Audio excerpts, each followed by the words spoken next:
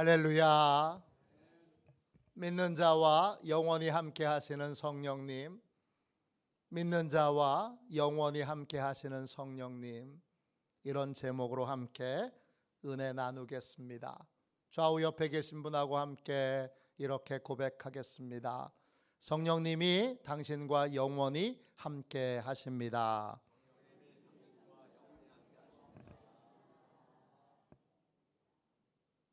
할렐루야. 오늘은 성령 강림절입니다. 성령 강림절은 초대교회에 예수님께서 성령 세례를 베푸신 것을 기념하는 날입니다. 세례 요한은 예수님을 불세례, 성령 세례를 베푸시는 분이라고 그렇게 소개했습니다. 마태복음 3장 11절입니다. 그는 성령과 불로 너희에게 세례를 베푸실 것이요. 예수님이 베푸신 불세례, 성령 세례는 예수님이 부활 승천하신 다음에 임하게 됩니다. 마가의 다락방에 120명이 모여서 성령 세례를 베풀어 달라고 간절히 기도하고 10일이 지났을 때 그곳에 불세례, 성령 세례가 임하게 되었습니다. 오늘은 이 성령 강림절은 바로 그날을 기념하는 날입니다. 오늘 우리가 함께 읽은 말씀은 성령 세례에 대한 예수님의 설명을 담고 있습니다. 성령 세례를 왜 받아야 하는지, 누가 받게 되는지, 어떻게 받게 되는지를 예수님이 설명해 주십니다. 오늘은 예수님의 설명을 통하여 성령 세례를 왜 받아야 하는지, 누가 받게 되는지, 어떻게 받게 되는지 함께 은혜를 나누겠습니다. 할렐루야. 성령 세례에 대한 첫 번째 질문입니다. 왜 성령 세례를 받아야 합니까? 요한복음 14장 16절 17절입니다. 제가 읽겠습니다. 내가 아버지께 구하겠으니 그가 또 다른 보혜사를 너희에게 주사 영원토록 너희와 함께 있게 하리니 그는 진리의 영이라. 세상은 능히 그를 받지 못하나니 이는 그를 보지도 못하고 알지도 못함이라. 그러나 너희는 그를 아나니 그는 너희와 함께 거하심이요 또 너희 속에 계시겠음이라. 성령 세례를 왜 받아야 합니까? 성령 세례를 받을 때만 성령 하나님의 위로와 도움을 받을 수 있기 때문입니다. 예수님이 성령님의 이름을 알려주셨습니다. 보혜사입니다. 헬라어로 파라클레이토스, 뜻은 위로하는 분, 도와주는 분, 이런 뜻입니다. 성령 세례를 받으면 성령님의 위로를 받게 됩니다. 성령 세례를 받으면 성령님의 도움을 받게 됩니다. 성령님의 위로는 어떤 거지요? 슬픔과 고통을 당할 때 말로 위로해 주는 것이 아닙니다.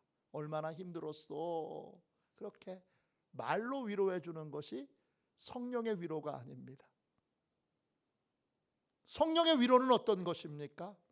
성령의 위로는 슬픔과 고통을 당하는 자에게 슬픔과 고통을 이겨낼 수 있는 힘과 능력을 주시는 것입니다. 종교개혁의 선구자이자 성경을 번역했던 학자이기도 한 존 위클리프는 에베소서 6장 10절을 이렇게 번역했습니다. 너희는 주 안에서 위로 받으라. Be ye comforted in the Lord. 위로라고 하는 말을 사용했습니다. 이 위로, 이때 위로는 성령의 위로입니다. 이 위로라고 하는 말로 번역한 이 말은 헬라어로 엔두나모오입니다. 뜻은 힘이 더해지는 것입니다. 능력이 더해지는 것입니다. 성령님이 주시는 위로는 얼마나 힘들었어? 말의 위로로 끝나는 것이 아니라 말로도 위로해 주시지만 슬픔과 고통을 이길 수 있는 힘이 공급되는 것입니다. 그래서 개정개혁판 성경, 우리가 읽고 있는 이 성경에는 에베소서 6장 10절을 이렇게 번역해 놓았습니다. 너희가 주 안에서와 그 힘의 능력으로 강건하여 지고가 위클리프가 위로라고 번역한 말입니다. 성령의 위로는 슬픔과 고통과 좌절과 낙심 가운데 있는 자에게 일어날 수 있는 힘을 주시는 것입니다. 능력을 주시는 것입니다. 권능을 주시는 것입니다. 그래서 큰 슬픔과 낙심 가운데 있지만 성령이 주시는 힘으로 다시 일어서는 것, 그게 성령의 위로를 받는 것입니다. 성령님은 또 우리를 도우십니다. 우리는 많은 부분에서 성령님의 도움을 받게 됩니다. 그러나 성령님의 도움의 핵심은 진실을 아는 것입니다. 성령님은 진리의 영이십니다. 진리란 헬라어로 알레테이아입니다. 뜻은 정확한 사실로서의 진실, 하나님만이 알고 계신 진실, 이런 뜻입니다. 우리는 늘 현상에 속습니다. 우리는 사람의 겉모습에 속습니다. 겉모습을 보고 야, 저 믿음 좋은 사람이네 합니다. 속을 보지 못하니까 늘 속아 넘어갑니다. 우리가 기도할 때 눈을 감고 기도하는 것, 우리가 진실을 보지 못하는 연약한 존재라는 걸 하나님 앞에 인정하는 것입니다. 그렇습니다. 우리는 진실을 모릅니다. 그래서 성령님을 믿고 성령님을 의지하고 성령님의 도움을 받아야 합니다. 성령님만이 껍데기를 벗고 그 안에 감춰져 있는 본질을, 진실을 볼 수 있게 해 주시기 때문입니다. 구체적으로 어떤 진실을 알려주십니까? 많은 진실을 알려주시지만 가장 핵심은 구원에 대한 진실입니다. 사도행전 2장 21절입니다. 누구든지 주의 이름을 부르는 자는 구원을 받으리라 하였느니라. 성령 세례를 받으면 내가 내 힘으로 구원할 수 없고 나에게 구원자가 필요한데 유일한 구원자는 바로 예수님이시고 예수님의 도움을 받을 때에만 구원을 받을 수 있다는 사실을 명확하게 알게 됩니다. 이때 구원이라는 말은 헬라어로 소조입니다. 뜻은 구원받다, 치유받다, 보호받다, 구출받다, 이런 뜻입니다. 예수님의 도움을 받을 때에만 우리는 죄에서 구원받습니다. 예수님의 도움을 받을 때에만 우리는 병에서 치유받습니다. 예수님의 도움을 받을 때에만 우리는 위기의 상황에서 보호를 받습니다. 우리는 예수님의 도움을 받을 때에만 어려운 상황에서, 죽을 것 같은 절망에서 벗어날 수 있게 됩니다. 성령 세례를 받을 때 우리는 구원과 구원자이신 예수님에 대한 진실에 눈을 뜨게 됩니다. 영국 스코틀랜드에서 있었던 일입니다. 아주 유명한 목사님이 부흥회를 인도하기 위해 가다가 한 여관에서 머물게 됐습니다. 너무 유명한 목사님이 오셨으니까 여관 주인이 여관에 있는 사람들을 위하여 가정 예배를 인도해 달라고 간절하게 부탁을 합니다. 목사님은 주인에게 이렇게 말합니다. 모든 손님과 모든 여관 직원들이 다 참석한다면 제가 가정 예배를 인도하겠습니다. 주인의 동의로 가정 예배가 열리게 됐습니다. 사람들이 큰 방에 모여서 가정 예배를 시작하려고 드는데 목사님이 이렇게 묻습니다. 손님과 직원들 모두 다 모였습니까? 주인이 네, 다 모였습니다 대답하는데 목사님이 보니까 부엌에서 냄비와 주전자를 닦던 어린 소녀가 보이지 않습니다. 그 소녀가 안 보이네요. 그 소녀가 올 때까지 기다리겠습니다. 그리고 그 주인이 급히 소녀를 불러 함께 예배를 드리게 될 때 그 예배를 은혜스럽게 드렸고 예배가 끝났습니다. 예배가 끝난 다음에 목사님이 이 소녀에게 이렇게 말을 합니다. 얘야, 너에게 기도를 가르쳐 주고 싶구나. 오늘부터 매일 성령님 저 자신을 보여주세요 라고 기도하거라. 목사님은 그 다음날 부흥회를 위해서 길을 떠났습니다. 그리고 부흥회를 큰 은혜 중에 마치고 돌아오는 길에 다시 이 여관에 들리게 됐는데 여관 주인이 목사님께 불평을 털어놓기 시작합니다. 목사님, 그날 그 예배 후에 그 소녀가 버릇이 아주 나빠졌습니다. 일은 하지 않고 밤낮 울기만 합니다. 목사님이 다시 그 소녀를 만났습니다. 그리고 소녀에게 이렇게 말합니다. 얘야, 오늘은 너에게 기도를 한 가지 더 가르쳐 주고 싶구나. 이제부터 매일 성령님 저에게 주님을 보여주세요 라고 기도하거라. 소녀는 그렇게 하겠다고 약속했습니다. 그리고 그 다음날 목사님은 떠났고 몇 년이 지났습니다. 목사님이 다른 지역에서 예배를 인도하고 예배가 끝났는데 한 예쁜 여인이 목사님을 찾아왔습니다. 여인은 목사님께 이렇게 말합니다. 목사님, 혹시 저를 기억하세요? 목사님은 기억이 잘 나지 않았습니다. 그러자 그 여인이 제가 여관에서 목사님께 기도를 배웠던 바로 그 소녀입니다. 그러면서 그 기도를 통해 자신이 체험했던 걸 이렇게 고백합니다. 목사님께서 첫 번째 기도를 가르쳐 주시고 떠나셨을 때 저는 성령님께 저 자신을 보여달라고 기도했습니다. 성령님은 제 추악함을 보여주셨고 저는 제 죄가 너무나 커서 슬픔과 두려움에 빠져 잘 때도 일할 때도 저 자신의 죄만 생각할 수밖에 없었습니다.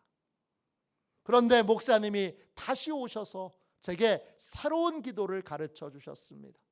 저는 목사님께서 가르쳐 주신 대로 성령님께 주님을 보여달라고 간절히 기도했습니다. 그러자 성령님께서 주님을 보여주셨습니다. 저는 십자가에 달리신 주님을 보았습니다. 저는 십자가에 달리신 주님을 보고 하나님이 저를 사랑하신다는 것과 제 수많은 죄들이 십자가의 은혜로 용서받았다는 것을 깨닫게 되었습니다. 그 순간 저를 억누르던 죄의 짐은 사라지고 한 번도 경험하지 못했던 하늘의 평안과 위로를 받게 되었습니다. 그 순간부터 저는 행복한 그리스도인이 되었습니다. 이것이 성령 세례를 받을 때 성령께서 우리 안에서 행하시는 일입니다. 성령님은 진실을 알게 하십니다. 나에 대한 진실, 구원에 대한 진실, 구원자이신 예수님에 대한 진실. 성령 세례를 받으면 우리는 허상에 속지 않게 되고 진실의 눈을 뜨게 됩니다. 나에 대한 진실, 미래에 대한 진실, 사명에 대한 진실, 구원에 대한 진실, 예수님에 대한 진실에 눈을 뜨게 됩니다. 진실에 눈을 뜬 사람은 후회하지 않는 삶을 살게 됩니다. 성령 세례를 받음으로 진실에 대하여 눈떠 후회 없는 축복의 삶을 사시는 저와 여러분이 되시기를 주님의 이름으로 축원합니다. 성령 세례에 대한 두 번째 질문입니다. 누가 성령 세례를 받을 수 있습니까? 요한복음 14장 17절 말씀을 다시 한번 더 읽겠습니다.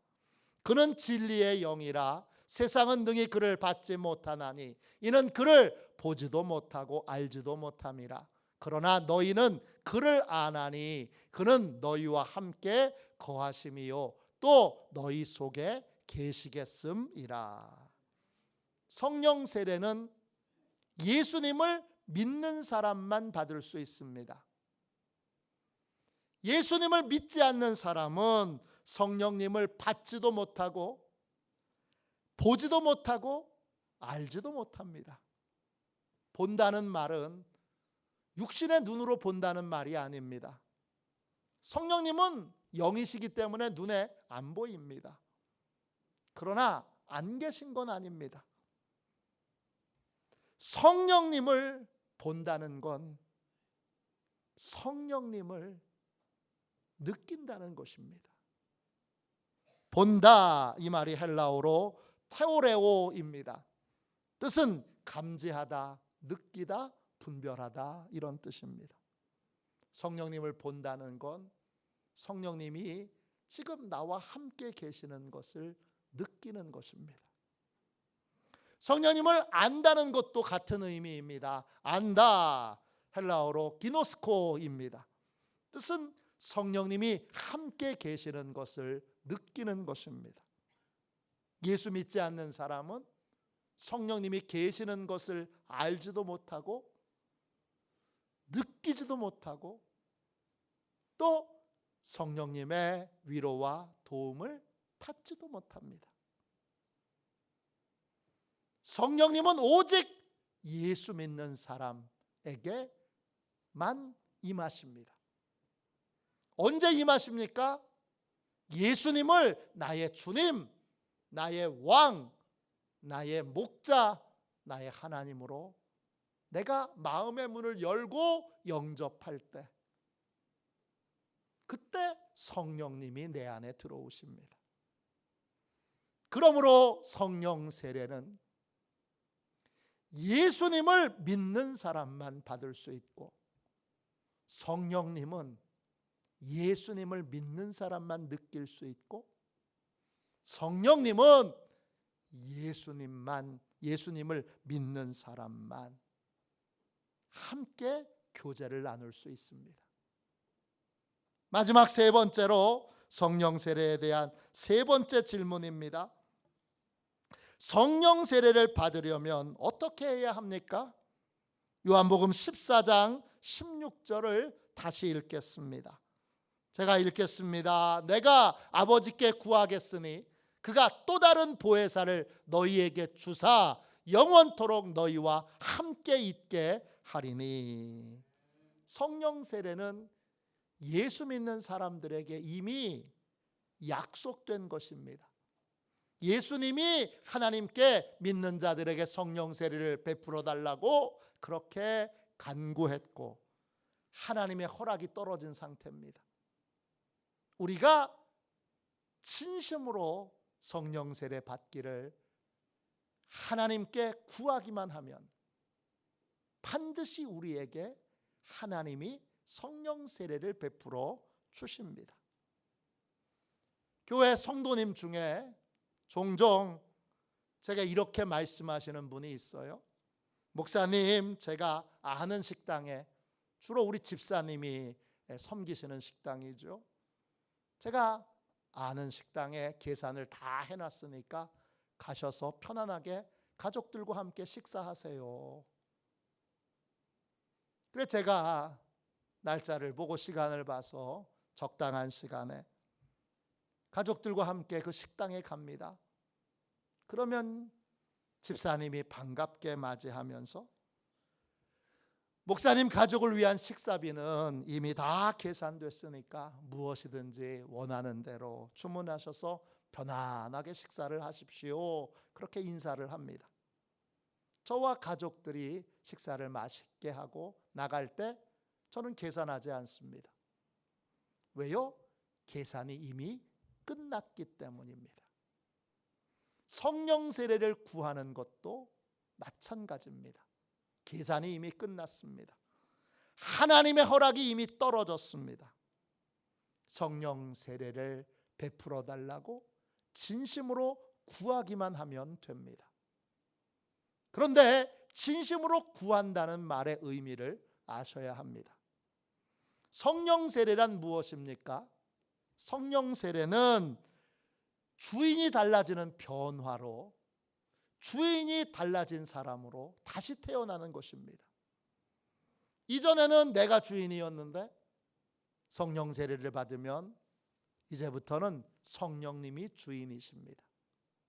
성령님이 주인 되신 삶을 살게 만드는 것, 그런 변화를 경험하는 것, 그렇게 다시 태어나는 것, 그것이 바로 성령 세례입니다. 마가의 다락방에 성령 세례를 주님이 베풀어 주셨을 때 그곳에 급하고 강한 바람 같은 소리가 온 집안을 가득 채웠습니다. 그 거대한 바람 소리는 사람들을 압도했습니다. 그 바람 소리는 도대체 뭐 하는 소리입니까? 우리를 다시 태어나게 하는 소리입니다. 급하고 강한 바람 같은 소리 할 때 그 급하다 이 말이 헬라어로 페로입니다. 기본적인 뜻은 태어나다, 생산하다 이런 뜻입니다. 급하고 강한 바람 같은 소리는 우리를 다시 태어나게 하는 성령의 소리입니다. 그 성령의 소리는 우리를 거듭나게 하는 소리입니다. 구체적으로 어떻게 변화시킵니까? 사도행전 2장 4절입니다. 그들이 다 성령의 충만함을 받고, 성령 세례를 받으면 성령님이 우리 안에 충만하게 거하십니다. 성령 충만할 때 그 충만은 헬라어로 플레토입니다. 가득 성령님이 채워지시는 것이고 모든 걸 성령님이 맡아서 주관하시는 것입니다. 한마디로 성령님이 내 모든 것에 진짜 주인이 되시는 것입니다. 성령 세례를 받기 전에도 성령님은 우리 안에 계십니다. 왜냐? 예수님을 나의 주님으로 영접하는 순간 성령님이 내 안에 들어오시기 때문입니다. 내 안에 주인으로 들어오셨지만 성령님은 주인 노릇을 하지 못합니다. 왜냐? 여전히 내가 주인 노릇하고 있기 때문입니다. 성령 세례를 받을 때에만 내가 죽고, 주인 노릇하던 내가 죽고 성령님이 진짜 내 안에서 주인 노릇을 하실 수 있고 모든 것을 주관하고 모든 것을 맡아 다스리고 인도하실 수 있게 됩니다. 성령 세례를 받길 원한다면, 진심으로 원한다면, 그러므로 내가 주인 되어서 성령님을 거역하고 모욕하고 속이고 근심케 했던 것을 하나님 앞에 회개해야 합니다. 그게 잘못된 일인 것을 인정해야 합니다. 동시에 이 잘못을 반복하지 않겠다고 고백해야 합니다. 그게 성령 세례를 원하는 것입니다. 1904년 영국 웨일즈의 큰 부흥의 도구로 쓰임받았던 에반 로버츠는 성령 세례를 받기 위한 기도회에서 4가지의 점을 반복해서 강조했습니다. 첫째, 자백하지 않은 죄가 있으면 그 죄가 무엇이든 완전히 그리고 공개적으로 자백하라. 둘째, 자기의 삶에서 하나님 보시기에 꺼림직한 것은 무엇이든지 다 없애라. 세 번째, 성령께서 말씀하시면 그것이 무엇이든 즉시 순종하라. 넷째, 사람들 앞에서 그리스도를 자기의 구세주로 고백하라. 성령 세례를 받으려면 죄를 자백해야 되는데 특별히 성령님을 괴롭혔던 죄를 자백해야 합니다. 성령님이 주인이신데 주인 노릇 못하게 방해하고 괴롭혔던 죄를 회개해야 합니다. 그 회개가 성령 세례를 원한다는 것입니다. 구체적으로 어떤 것이 있습니까? 제일 먼저 성령님을 모독하고 거역한 죄가 있습니다. 마태복음 12장 31절 32절입니다. 그러므로 내가 너희에게 이르노니 사람에 대한 모든 죄와 모독은 사하심을 얻되 성령을 모독하는 것은 사하심을 얻지 못하겠고 또 누구든지 말로 인자를 거역하면 사하심을 얻되 누구든지 말로 성령을 거역하면 이 세상과 오는 세상에서도 사하심을 얻지 못하리라. 성령 세례를 받으려면 성령님을 모욕하고 거역했던 죄를 회개해야 합니다. 모독이라는 말은 헬라어로 블라스페메아입니다. 뜻은 악평하는 것입니다. 성령님을 악평했던 걸 회개해야 됩니다. 악평이 뭐죠? 성령님이 옳다고 하는 걸 틀렸다고 말하는 겁니다. 성령님이 틀렸다고 말하는 걸 옳다고 주장하는 것입니다. 성령님이 죄라고 말씀하시는 걸 죄가 아니라고 말하는 거고 성령님이 의라고 말씀하시는 것을 죄라고 생각하는 것입니다. 성령님을 모독하는 것은 성령님을 거역하는 것과 같습니다. 성령 세례를 받으려면 성령님을 모독하고 거역한 죄를 회개해야 합니다. 다음, 성령님을 욕되게 한 것을 회개해야 합니다. 히브리서 10장 29절입니다. 은혜의 성령을 욕되게 하는 자가 당연히 받을 형벌은 얼마나 더 무겁겠느냐. 욕되게 한다, 헬라어로 엔누브리조입니다. 뜻은 무시하다, 업신여기다 이런 뜻입니다. 성령님이 반복해서 말씀하시는데 그걸 끝까지 듣지 않고 무시하는 것입니다. 이게 욕되게 하는 것입니다. 성령 세례를 받으려면 성령님을 욕되게 한 것을 회개해야 합니다. 그 다음, 성령님을 속인 것을 회개해야 합니다. 사도행전 5장 3절입니다. 아나니아야, 어찌하여 사단이 내 마음에 가득하여 내가 성령을 속이고 땅값 얼마를 감추었느냐. 성령을 속이는 건 거짓말하는 것입니다.